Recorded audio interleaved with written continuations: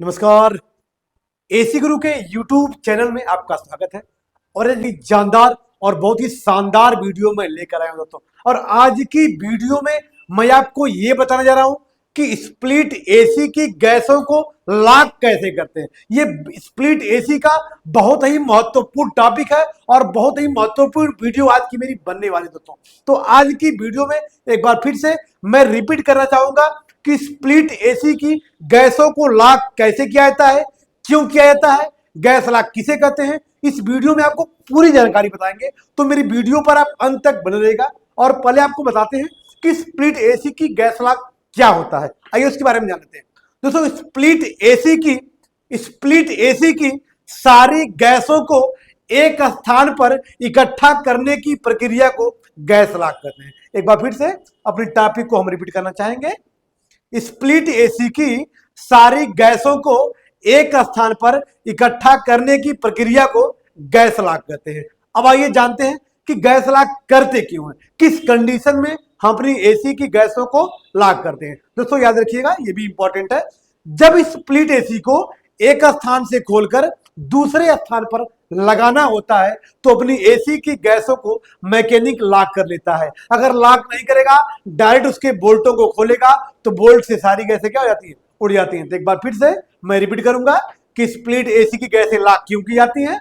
जब split AC को एक जगह से खोलकर दूसरे स्थान पर लगाना होता है तो उसकी गैसों को लॉक किया जाता है। अब आइए आपको बताते हैं कि गैस लॉक करते कैसे हैं। तो आइए मेरे वीडियो पर आप अंत तक बने रहिएगा और गैस लॉकिंग की प्रक्रिया को पहले फिगर बनाकर विस्तार पूर्वक आपको एक एक पार्ट को समझाएंगे कि पहले कहां से लॉक करेंगे, फिर क्या चालू करेंगे, कब बंद करेंगे, कब सक्शन वाल्व खोलेंगे, कब डिस्चार्ज खोलेंगे, पूरी जानकारी आपको बताएंगे। तो आइए और वीडियो को स्टार्ट करें।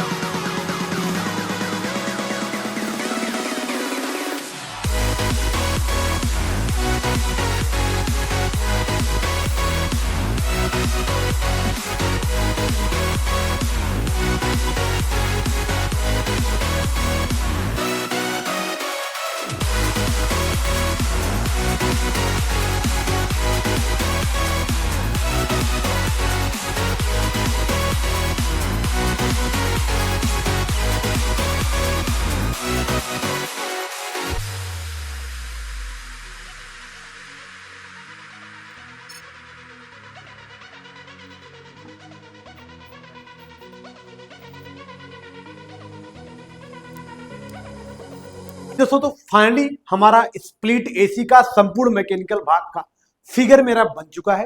तो पहले अपने पार्टों से हम परिचय करा लेते हैं कि कौन से पार्ट है और क्या कार्य करते हैं, फिर गैस लॉकिंग की प्रक्रिया को विस्तार पूर्वक समझाएंगे। तो आइए, मेरा स्प्लिट एसी जैसा कि आपको पता है कि स्प्लिट एसी के दो भाग होते हैं, जिसका एक भाग इंडोर होता है, दूसरा भाग आउटडोर होता है। अब ये इंडोर आउटडोर क्या होता है? स्प्लिट एसी का जो भाग कमरे में होगा उसे इंडोर कहेंगे और स्प्लिट एसी का जो भाग कमरे से बाहर होगा उसे आउटडोर कहेंगे। अब आइए स्प्लिट एसी के कार्य प्रणाली को भी एक बार बता देते हैं कि इसमें कौन कौन से पार्ट लगे होते हैं, मैकेनिकल पार्ट, और उनके कार्य क्या होते हैं। जैसा कि आपको पता है दोस्तों कि स्प्लिट एसी के मैकेनिकल पार्ट का पहला भाग क्या है? कंप्रेसर। क्या है? कंप्रेसर है, जो क्या कार्य करता है? जब इस कंप्रेसर को हम चालू करते हैं, ऑन करते हैं, तो ये कंप्रेसर सक्शन लाइन से गैस को खींचता है। स्प्लिट एसी का नहीं मेरे दोस्त, दुनिया का कोई भी कंप्रेसर जब उसे चालू करेंगे तो वह सक्शन लाइन से गैस को खींचता है और डिस्चार्ज लाइन से गैस को छोड़ता है। इसके डिस्चार्ज लाइन से गैस निकलकर हमारी गैसें सबसे पहले कहां जाती हैं? कंडेंसर में जाती हैं। उस अवस्था में गैसें बहुत ज्यादा गर्म होती हैं, क्योंकि कंप्रेसर के अंदर पिस्टन लगा होता है और पिस्टन से निकली हुई गैसें हमेशा क्या होती है? गर्म होती है। तो कंप्रेसर के डिस्चार्ज लाइन से गैस निकलकर सबसे पहले गैस हमारी कहां जाती है? कंडेंसर में जाती है। जैसा कि आपको पता है कि विंडो एसी व स्प्लिट एसी में लगने वाले कंडेंसर का नाम फिन्स ट्यूब टाइप कंडेंसर होता है। अब यह करता क्या है? हमारी गर्म गैसों को घुमा घुमा के फिल्टर तक आते आते गैसें ठंडी हो जाती हैं और वह गैसें आसानी से वेपर्स द्रव में बदल जाती हैं। दूसरी चीज कि इस कंडेंसर की गैसों को ठंडा करने के लिए एक इसके पीछे फैन लगा होता है, जिसका नाम क्या होता है? कंडेंसर फैन, जो कंडेंसर के साथ मिलकर गैसों को ठंडा करने में सहायता करता है, मदद करता है, जिससे पूरी की पूरी गैसें आसानी से वेपर से द्रव में बदल जाती है। उसके बाद गैसें कहां जाती हैं? फिल्टर में जाती हैं। स्प्लिट एसी में लगने वाले फिल्टर का नाम क्या होता है? Strainer filter. क्या करता है? यह गैसों को फिल्टर करता है, मतलब गैसों को छानने कार्य करता है। फिर उसके बाद गैस कहां जाती है हमारी? कैपिलरी ट्यूब में। पतली सी पाइप होती है जिसका नाम होता है कैपिलरी ट्यूब। ये कैपिलरी ट्यूब क्या करती है? यह गैसों के प्रेशर को धीमा करती है, स्लो करती है, कंट्रोल करती है, आप कुछ भी कर सकते हैं। फिर उसके बाद गैसें कहां जाती है? इस पतली सी पाइप के माध्यम से। फिर यहां से गैसें निकलकर कहां जाती है? इंडोर की तरफ जाती है। इंडोर का मतलब कमरे में जो एवापोरेटर होगा उसमें गैसें जाती हैं। अब यहां से गैसें कहां जाएंगी? इंडोर में। इंडोर में क्या होता है? एवापोरेटर होता है। अब एवापोरेटर का कार्य क्या होता है इसके बारे में आप जान लीजिए। एवापोरेटर किसी वस्तु या स्थान की गर्मी को अवशोषित करता है और वहां पर अपना कूलिंग का प्रभाव छोड़ता है, जिससे वस्तु या स्थान ठंडी हो जाती है। साथ साथ जो गैसें इसमें द्रव में जा रही थी वह द्रव की भी खासियत बन जाती है कि आपके कमरे की गर्मी को खींच लेता है। जब द्रव आपके कमरे की गर्मी खींच लेगा तो कमरा क्या होगा? ठंडा। द्रव क्या होगा? गर्म। जब द्रव को गर्म करेंगे तो वही भाप बनकर सक्शन लाइन के माध्यम से यहां से निकलता है। अर्थात मेरे कहने का मतलब यह दोस्तों कि जब एवापोरेटर में हमारी गैसें एंट्री कर रही थी तो द्रव के रूप में थी। द्रव ने क्या किया? आपके कमरे की गर्मी को खींच लिया। जब कमरे की गर्मी को खींच लेंगे तो कमरा क्या हो जाएगा? ठंडा। और द्रव क्या हो जाएगा? गर्म। जब द्रव को गर्म करेंगे तो क्या बनेगा? भाप बनेगा। तो यहां से जब आउट करता है तो ये भाप के रूप में आउट करता है। वही भाप सक्शन लाइन के माध्यम से आप देख पा रहे होंगे फिर एक ऐसे कंप्रेसर में चली जाती है। मतलब एक क्रिया बार बार होती रहती है और हमारा एवापोरेटर ठंडा करता रहता है। इसमें एक पार्ट और लगा था दोस्तों, जिसका नाम क्या होता है? एक्यूमुलेटर। क्या नाम है? एक्यूमुलेटर। यह करता क्या है? आवश्यकता से अधिक गैसों को स्टोर करने कार्य करता है, क्योंकि रोटरी कंप्रेसर पतला होता है, लंबा होता है, उसके पास गैस को स्टोर करने की जगह नहीं होती है। इसलिए इसमें क्या लगा होता है? एक्यूमुलेटर लगा होता है, जो आवश्यकता से अधिक गैसों को स्टोर करने कार्य करता है। अब इसमें आइए बताते हैं कि गैस लाक की प्रक्रिया कैसे की जाती है, तो विस्तार पूर्वक आपको एक एक करके समझाएंगे। तो आइए गैस लाक क्यों करेंगे? क्योंकि हमको यहां से इंडोर को खोल के कहीं और लगाना है, उसके लिए गैसों को लॉक करना होता है। अब आइए सबसे पहला काम दोस्तों क्या करेंगे, आप देख पा रहे होंगे यहाँ पे एक सक्शन वाल्व है, दूसरा डिस्चार्ज वाल्व। डीएल का मतलब डिस्चार्ज वाल्व और सक्शन का मतलब सक्शन वाल्व। तो सबसे पहला काम करेंगे कि डिस्चार्ज वाल्व पे एक तो बोल्ट लगा होता है, इस बोल्ट को खोल लीजिएगा आप। इस बोल्ट को चूड़ी पे होता है, इस बोल्ट को खोलेंगे। इसमें चाबी आती है, जिस चाबी का नाम होता है एलन की, जिसमें 3 नंबर और 4 नंबर की चाबी से ये खुलता है और बंद होता है। तो एक इस गैसों को लॉक करने के लिए एक एलन की ले लीजिएगा, जो एलन की कितने नंबर की होगी? 3 नंबर और 4 नंबर की होगी दोस्तों। अब उस की से क्या करेंगे आप? इसके वाल्व को, डिस्चार्ज वाल्व को सबसे पहले आप कस देंगे। हमने क्या किया? डिस्चार्ज वाल्व में चाबी लगा के, डिस्चार्ज वाल्व में चाबी लगा के हमने कस दिया, ताकि किसी भी अवस्था में डिस्चार्ज वाल्व के आगे गैसें न जा सके। जब इस वाल्व को कसेंगे दोस्तों तो ये आके इसको, इस लाइन को ब्लॉक कर देगा। जब इस लाइन को ब्लॉक कर देगा तो इसके आगे गैसें किसी भी अवस्था में नहीं जाएंगी। अब क्या करेंगे उसके बाद? यहां पे क्या है? ये एलन की है। एलन की के माध्यम से हमने डिस्चार्ज वाल्व को कस दिया ताकि इसके आगे किसी भी अवस्था में गैसें न जा सके।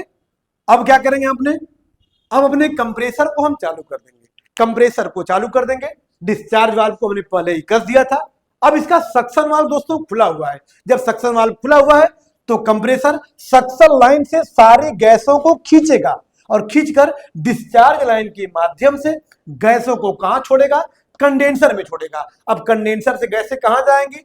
फिल्टर में जाएंगी, कैपिलरी में जाएंगी, लेकिन कैपिलरी के आगे गैसें नहीं जाएंगी क्योंकि हमने डिस्चार्ज वाल्व को कसा हुआ है, बंद किया हुआ है। अब लेकिन कंप्रेसर अपनी प्रक्रिया को जारी रखा है। जारी में क्या रखा है कि सक्शन से सारी गैसों को खींचकर डिस्चार्ज लाइन के माध्यम से कंडेंसर में भरता रहता है।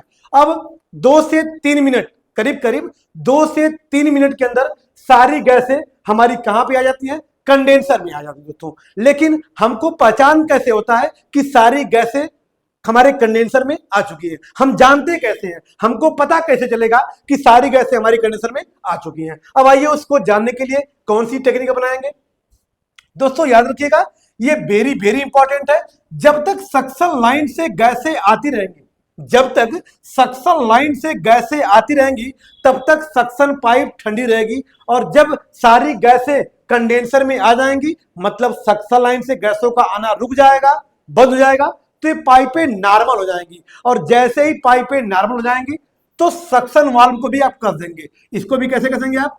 इसकी ढक्कन को खोलेंगे आप, इस पे कैप लगा होता है, उस कैप को खोल के उसमें क्या लगाएंगे? एलन की लगाएंगे। जो इसकी चाबी होती है, इस चाबी को यहां लगाएंगे। इस चाबी के माध्यम से इसको भी कस देंगे अब, सक्शन वाल्व को। मतलब पहले किसको कसे थे? डिस्चार्ज वाल्व को। फिर 3 मिनट के बाद किसको कस रहे हैं? सक्शन वाल्व को। अब इसको भी कस दिया गया। अब इसको भी कसने के बाद जब दोनों वाल्व को कस लेंगे हम, अब कसने के बाद दोस्तों अब इस पाइप को खोल लीजिएगा। हमारी पाइप खुल जाएगी। अब ये पाइप आपको खुल जाएगी। दोनों पाइप खोल लीजिए। सारी गैसें कहां पे आ गई? सारी गैसें हमारी आउटडोर में आ गई दोस्तों। अब हम क्या करेंगे? अब आउटडोर को अलग कार्टून पैक कर लेंगे। अब यहां से बोल्ट खोल लेंगे। इस बोल्ट को यहां से चूड़ी पे होता है, इस बोल्ट को भी खोल लेंगे हम।